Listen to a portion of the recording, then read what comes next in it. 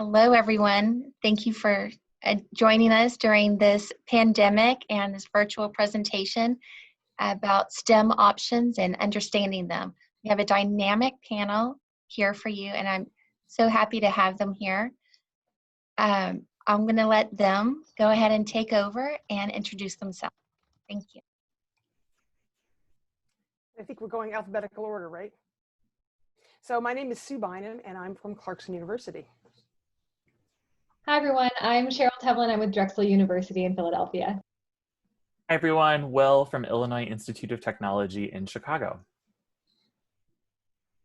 Hi, everyone. I'm Rachel. I'm with St. Louis University in St. Louis, Missouri. And hi, everyone. My name is Schaller Desart, and I'm with University of Nevada, Reno. And with that, we will really dive right into what we have to talk with you guys today, and that's going to be all about STEM.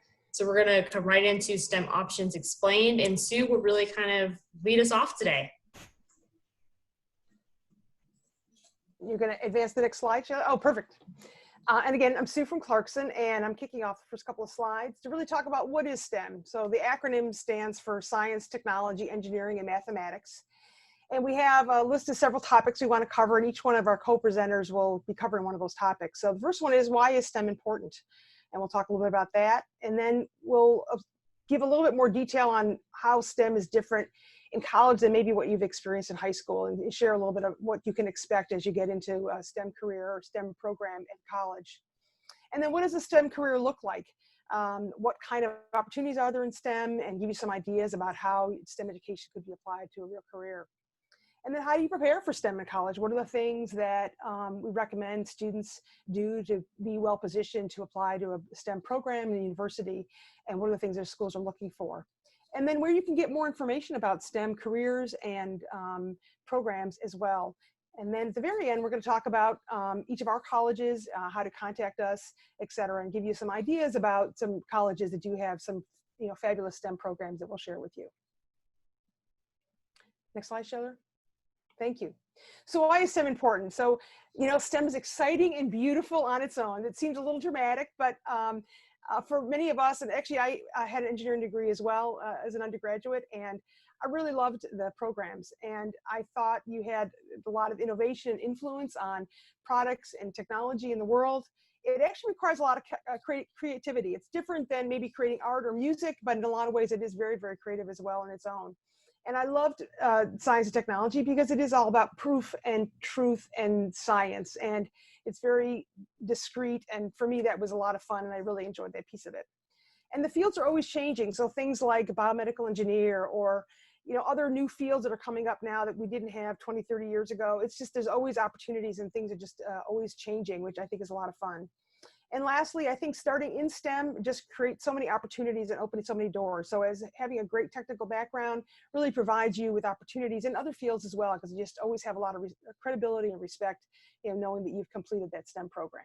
So I'm going to pass it on to our next presenter, who I think is Cheryl, correct? Am I right? No. Me. Oh, Rachel. Sorry, Rachel. It's all good, and I apologize. Of course, the trash truck is here during my time right now, so I apologize about that. But so STEM in college versus STEM in high school. So a lot of students have taken some STEM courses before in high school, such as some engineering, pre-engineering courses, math courses. So I think it's important to know that there are going to be some differences. Much of the course content in your first year or two will probably be in larger lecture halls, depending on the university that you attend. Just because there is such high interest in engineering programs, there's probably going to be 100 people in a lecture hall. There could be as many as 500 people in a lecture hall. So just be prepared to learn in that type of setting. You might also have some courses that are taught by graduate students or teacher's assistants. So it might not always be a professor teaching your classes, but that being said, it's most likely to just happen in your first year or two compared to anything else. Most likely you'll have 3 courses per week, meaning course meetings. So it's not going to be every day like some of the classes that you have in high school, where you have them every single day. And then your lab might even just be once a week, twice a week. So it's going to be a little bit more spread out than what you've probably been used to in high school. Study habits. You're developing some great study habits in high school, but keep in mind that college is a whole different world. So I think it's good to start thinking about how you want to transition your study habits to college as far as what's working now for you. Is studying late at night your best bet? Is it early in the morning? Do you prefer complete silence when you study? Do you like to study in small groups? So just take into consideration everything that you've noticed about your study habits so far. See what you can apply to college. It might be, just keep in mind, it might be a little bit different going forward. Other things too, you will have to study more in college than you've probably been used to in high school. But that's what's nice about not having classes every single day, is you'll have more time to study and prepare for your courses. And a lot of the times, professors expect to have you complete the reading ahead of time before you even get to class. So just keep in mind that's going to change too. What's great about college, and especially a career in STEM or a major in STEM, is the research opportunities that you could have. There are a wide variety when it comes to research. At a lot of our institutions, our faculty members partake in research, and they want undergraduate students to help with those research projects. Other times, independent research is highly prioritized, where a student comes in and has a topic in mind that they want to do research on, and the university helps you to find resources as far as lab space and advisors to work with you on research. But research really helps you in a couple of ways. For one, you get to study something that you're interested in and really dive deeper into that. But for another reason too, especially if you're interested in going into engineering or going into the health sciences, research is almost a prerequisite, meaning that you need to get that completed. So what's nice about opportunities in college is they're usually plentiful. What's also plentiful are internship and co-opportunities. These are important because this helps you start networking with different organizations that you need as far as getting that job after graduation or going on to graduate school. So faculty members are really helpful when it comes to internship planning. There's also folks in the Career Services Office that can help you find these fantastic internships. And examples of some internships I know that students have had at SLU who are involved in STEM are with Boeing and NASA and American Red Cross, you know, a variety of these big organizations that, for one, look great on a resume when you're applying for a job, but two, will give you some really great experience as you go through your collegiate experience and then apply to that job or career in the STEM field. So I think it's important to just keep in mind, for one, STEM in college is fantastic. So you are going to see differences there, but just keep in mind it will be a little bit more challenging, but nothing you can't handle. So there you go. And as far as exactly what STEM looks like once you've graduated and you have that wonderful, awesome degree, it can be a lot of different things. So it doesn't have to be pigeonholed into a doctor or a nurse, or maybe just a certain type of engineer that you've heard all the time, like mechanical engineering is super popular. So there's lots of different opportunities. So that's why we have this here, just to kind of highlight that it can take you on a lot of different routes and avenues. So a music engineer, a roller coaster engineer, those are all ones that I think are a little less common and maybe not well known. So you could be designing a roller coaster. You know, you could work on a theme park, make it safe, make it fun. Music, that could be for production, that could be, you know, all different aspects of how you're going to be approaching that. And keeping in mind that your professors who are teaching biology and chemistry, your teachers in high school, they have a STEM background as well. So you don't have to be going into the hard science fields of being a researcher, being a doctor or nurse. You can really take that on the other side and teach and help build other future STEM individuals. In addition to that, there are lots of different crossovers as well. So I put medical illustrator here because when you're going through books and maybe you want to become a doctor or pre-med, those detailed pictures of the human body, of the muscles, the bones and tendons, someone has to exactly know what they look like. So they also have a STEM background. So you can definitely absolutely blend your passions together. And farmers, again, as well, they need to know exactly how their soil works. They need to know kind of the backgrounds of their cattle or livestock if they have any. So these all can be blended together. There's not one unique path or avenue, or really not one way that a STEM career looks.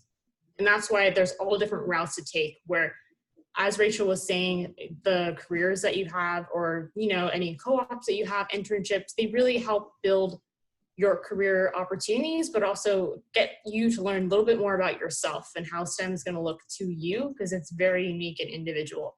And that's why I definitely encourage you to maybe look beyond the traditions of what STEM is and really be creative with that and make sure that it works for you. And I definitely would encourage each and every one of you to do that. Great, thanks, Taylor. So now talking a little bit about how you get to a STEM career, right? We've been talking about what it looks like in college, what it looks like after you've graduated. How do you actually get into a STEM program? So some things to think about. You definitely want to challenge yourself in your classwork, but do it in a way that makes sense for who you are. You, better than anyone else, know your strengths, know your weaknesses. You know where you should be challenging yourself. If you say math is my best subject, go ahead, take those AP classes, right? That's going to help you shine. Or if you're in an IB program, take the IB classes, whatever makes the most sense for you. If you know that English is not your favorite subject, not the one that you do the best in, then don't worry about taking the AP. Again, you want to challenge yourself in the areas that you know are your strengths. Do keep in mind, though, that schools that are reviewing students for a specific major, so for instance, at Drexel, students apply directly to the major that they're interested in. I'm looking very carefully to see how you're doing in the classes related to that major. So your strengths really should be in the math and science fields if you are looking at a STEM program. That's going to be really important. If I see a student who's not doing so well in math and science, that makes me stop and think and wonder, are they really going to be able to succeed in our program? So just something to keep in mind there. But I did want to make sure to just point out that those humanities classes, the social science classes, they still matter. In STEM classes, even in the hard sciences like bio and chemistry, you'll be writing a lot. Labs are very writing intensive. So you want to make sure that you have those mechanics down well and you're ready to write cohesive, strong lab reports for those classes. In high school, when it comes to the specific courses that you're taking beyond just how you're challenging yourself within the curriculum, make sure you're taking 4 years of math. Take a look at the colleges that you're interested in and see what prerequisites they have. They're normally laid out very clearly on the college websites, or you can get in touch with an admissions counselor if you can't find that information easily.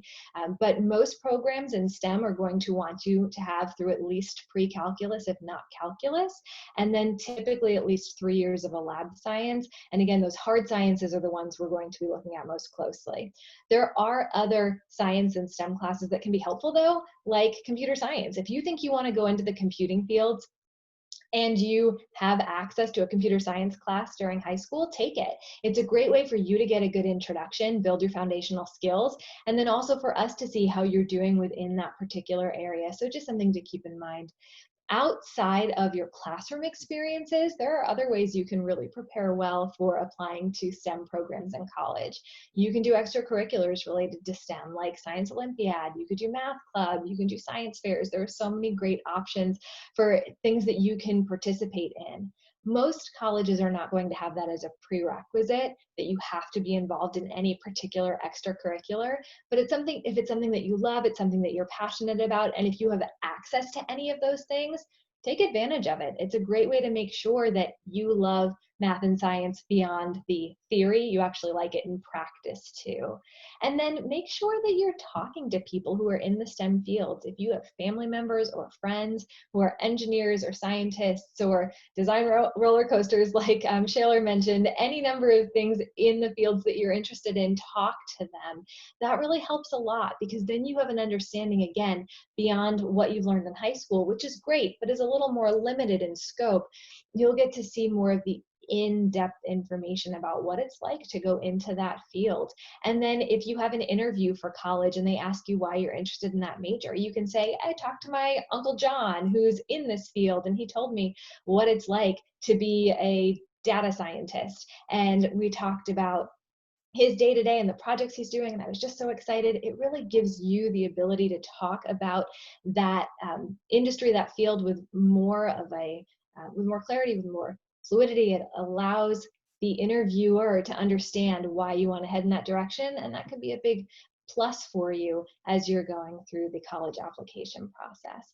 So that's a little bit about what the process looks like. If you do have questions that are very specific, feel free to throw them in the chat. We'll have time for questions afterwards. Now I'm going to throw everything over to Will to talk a bit more about the resources that there are available to you. Awesome. Thank you so much, Cheryl. So in the chat box, I am actually going to I just sent out a link to everyone. So feel free to click that. And that is just a quick little resource sheet that we put together with some different things you might want to consider. A few of the examples you'll find on that resource sheet are going to be some projects. So there's the Discover Engineering. This has a lot of different ways that you can, even at home, while you're quarantined, while we're hanging out at home being safe, things that you can do to help you explore and make sure that this might be a field. This top example I thought was really cool. I live in the desert. I live in Palm Springs, so it's hot. So this one really spoke to me, where it was talking about just trying to keep an ice cube ice. So this is an example of things that are related to STEM that can help you, even at home, explore the field a bit and see if this might be an area you want to study. Another example is this Try Engineering. The thing that I think is really great about this is if you don't have an immediate family member or an immediate friend who is an engineer, this is a great resource. You can go and you can read about professionals. You can hear from students similar to yourself who are in the field. So this is a pretty cool sort of robust combination of like Word docs, interviews, and then also some videos where you can just learn about, what does that roller coaster engineer that we talked about do? It's like our favorite example now. On the next slide, so I have a few other examples here. On the forum, I mentioned that you can find a lot of cultural or religious affiliated organizations as well. Maybe not as many religious. I'm not sure where that came from. Sorry, but cultural related organizations. So the top group is from the Society of Hispanic Professional Engineers, and talks about some of the work they do at the high school level. Same thing goes with our American Indian Society, or Science and Engineering Society. Some really great resources for students to explore, what it is that you might do in these fields, and most importantly, what it might look like for you individually in these fields. So take a look at those resources. There's plenty. I added all the different hyperlinks for those pages, so you can jump in those and explore them a little bit more. But I think next up, we want to tell you really quickly about each of our own institutions, and then we will hopefully have some great questions for you to wrap things up. All right, everyone, so I'm back again. Just want to talk to you a little bit about what Drexel has to offer. So we're a large private research university. We're located in Philadelphia, Pennsylvania, right in the city. You can see in the picture on your screen, those are the skyscrapers off in the distance, and the buildings immediately to the right on that top picture are Drexel buildings. So we really are in a great location in Philadelphia.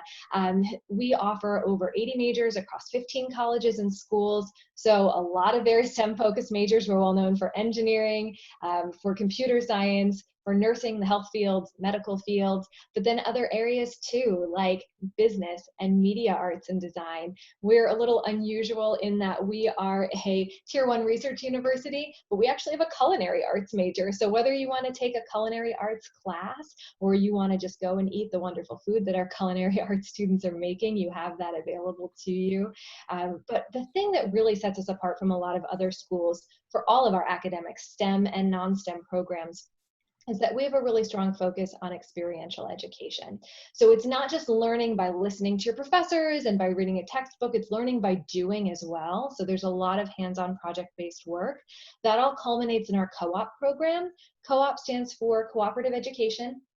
It is a 6-month break from your classes where you are working full-time in your field of interest. It's like a much more in-depth internship. They're typically paid, which is great, but the real benefit is that you're trying it out. You get to see, okay, I want to be a mechanical engineer. Do I actually like doing that in practice?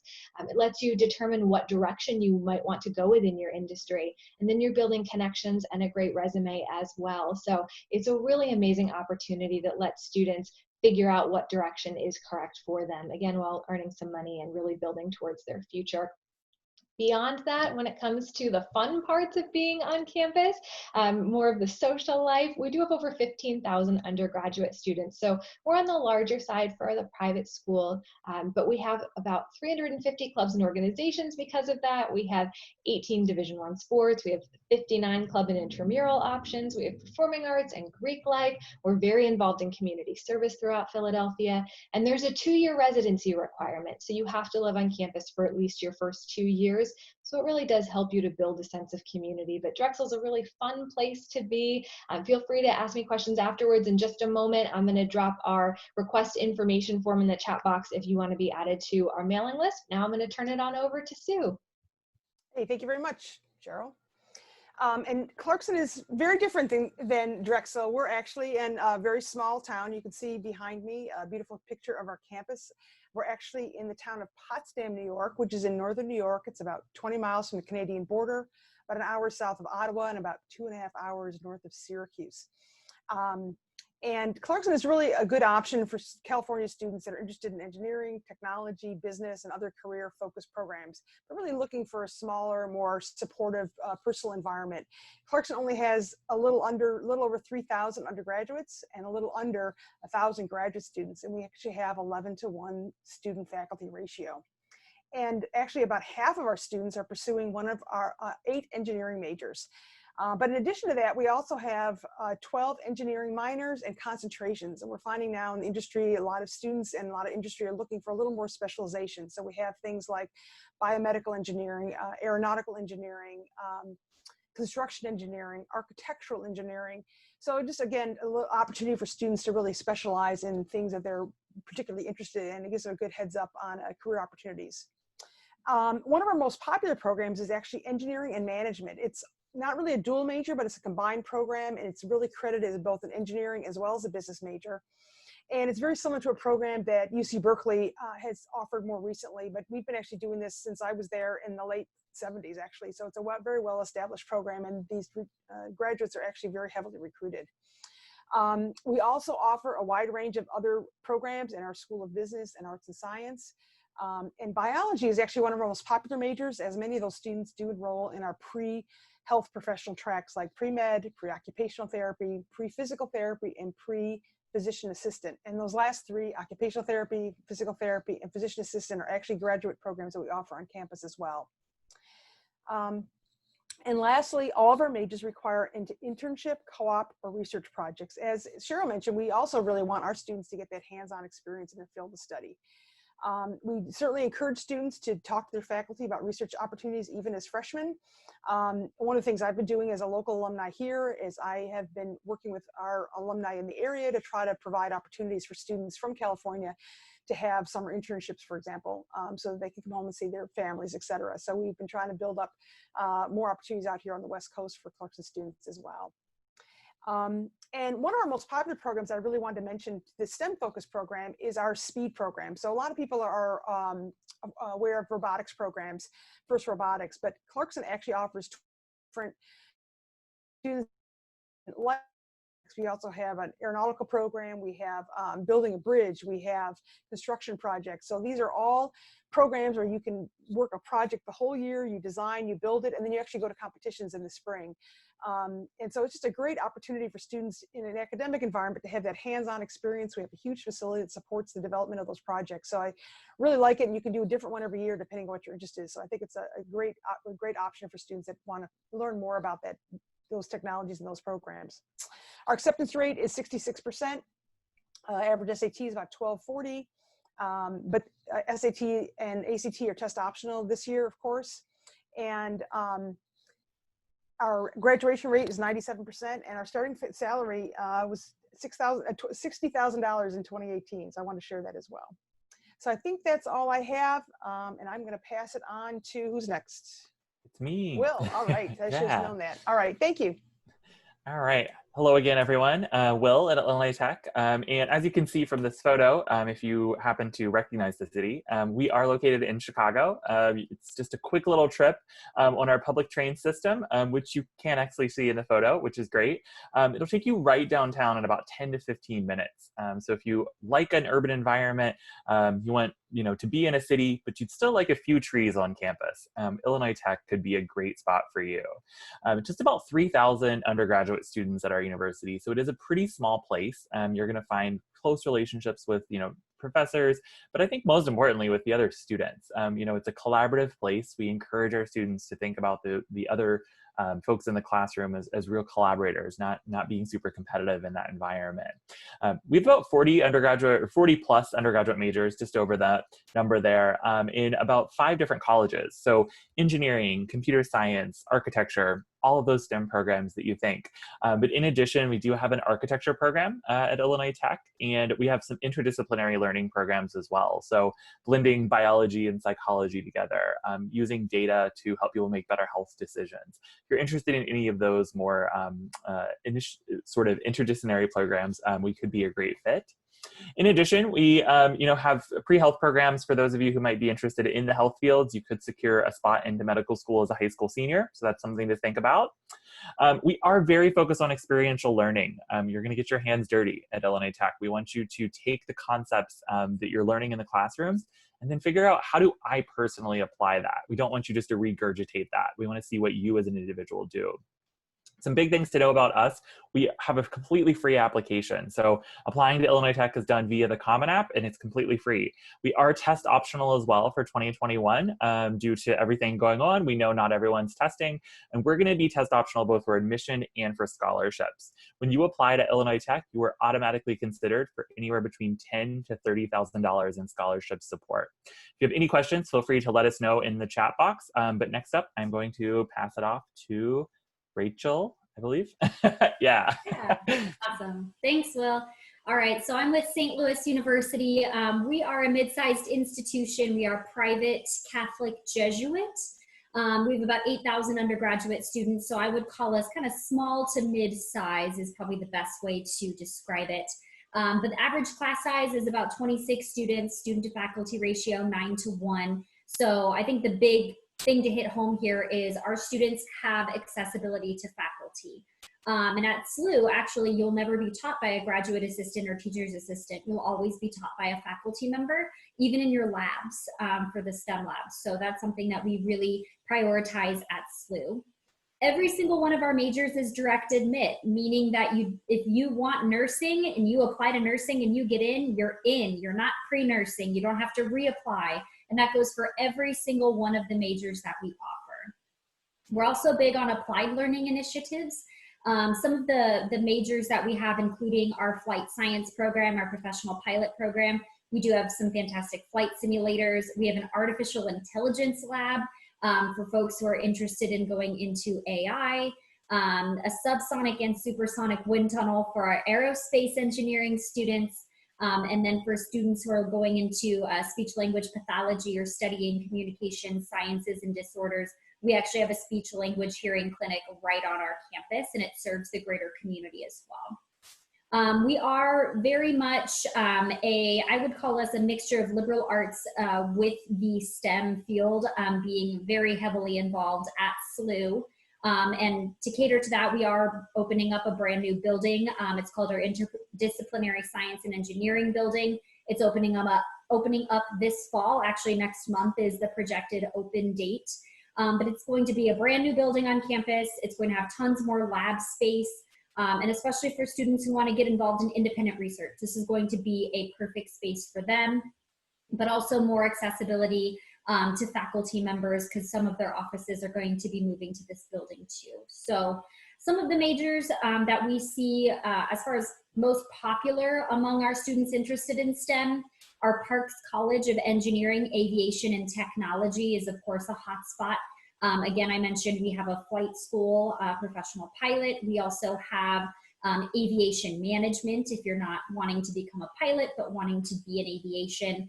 And then a wide array of engineering majors, including aerospace engineering, mechanical, electrical, biomechanical engineering, variety of options there. And then our computer engineering and computer sciences program, we have one major in College of Arts and Sciences and then another in our Parks College.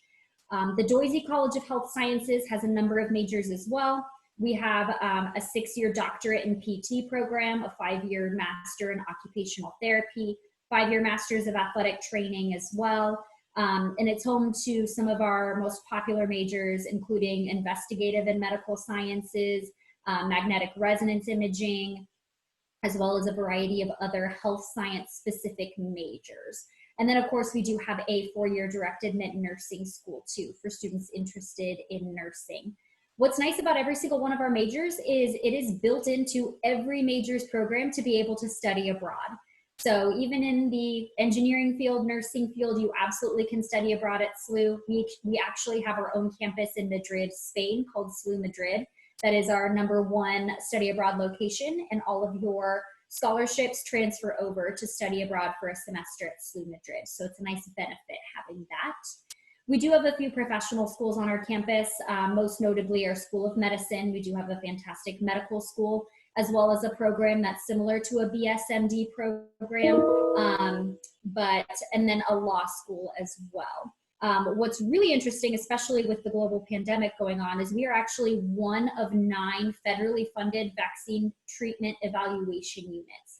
So SLU is actually on the front line of fighting COVID-19. We are developing a vaccine right now in our labs, but what's fantastic is a lot of our students are actually involved in doing research and in communication with folks who are in that lab developing this vaccine. So we are excited about that, but lots to do with STEM at SLU. Other fun things, we are Division I athletics, and then a lot of our students are involved in service. Being a Jesuit university, our students love to give back and serve the surrounding community, and then just be involved. We like to say that at SLU, you don't just come to get a great education, you come to develop as a person and learn about who you want to be even after those 4 years. So it's a little bit about SLU, and then we'll turn it over to University of Nevada at Reno.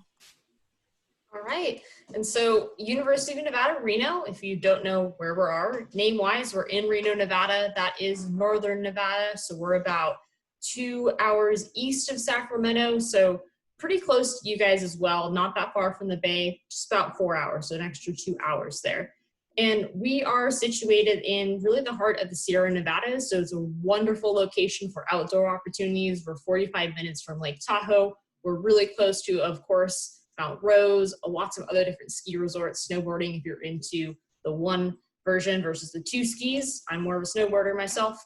But the university itself, we are a Tier 1 research institution, just like Drexel. So we do have that high research status, and a lot of our professors really have terminal degrees in their fields. They have masters, they have PhDs. They're definitely well versed in what they are talking about. In addition to that, we're a nice, good, medium-sized institution, or I guess large, but to me, 18,000 undergraduates, comparable to many other institutions that maybe have 30,000. It's a great way for you to, you can feel like you're part of a crowd, but you can easily discover your niche as well. And that's where, with our over 250 different clubs, you're able to discover exactly who those people are who have common interests like you, or maybe you've discovered that that club hasn't been created yet, so you're going to create it with some new people. So we have lots of ways to get involved there.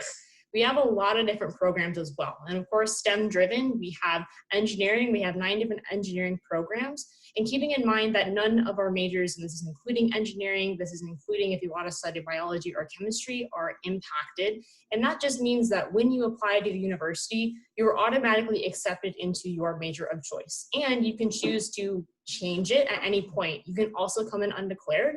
So if you know that you're interested in STEM, but not exactly sure, maybe if you're interested in dentistry, if you're interested in medicine, or if you want to do nursing, you can definitely take a semester to explore and then decide to declare yourself later. In addition to that, financially wise, we are a part of the Western Undergraduate Exchange Program. And so as California residents, that is a great way to get a significant discount on tuition. I'm not going to go into too much detail on that, but definitely ask questions in the chat if you do have some about that. We have some qualifications for that. We are also Division I athletics. So if you're really interested, not only going to a great school to study, to get that degree, to have different internship opportunities, We also can have a great sports game for you as well. All of our games are free for students if you go to the home game, so definitely take advantage of that. As far as admissions wise, our admissions application should open for fall 2021 in September. We are rolling admissions, so we will accept applications pretty much up through the summer.